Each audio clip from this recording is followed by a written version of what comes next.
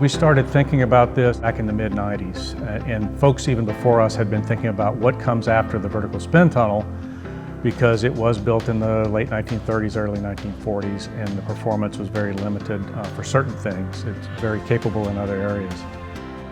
And so, we've been thinking about this for a long time.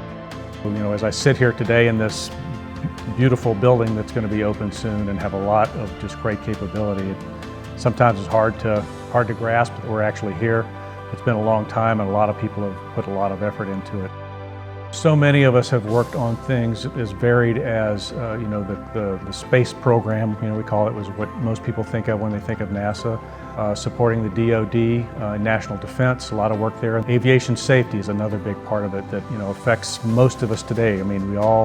Many of us in the country tend to fly, and NASA has done a lot of great work and continues to do a lot of great work in aviation safety.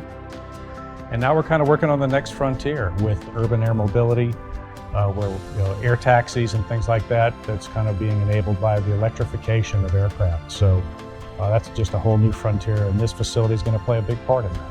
Experimental facilities are going to continue to be critical to the agency be able to accomplish its mission. We're going to have a capability that's going to have the flexibility and the adaptability to do things in the future that we aren't even thinking about today.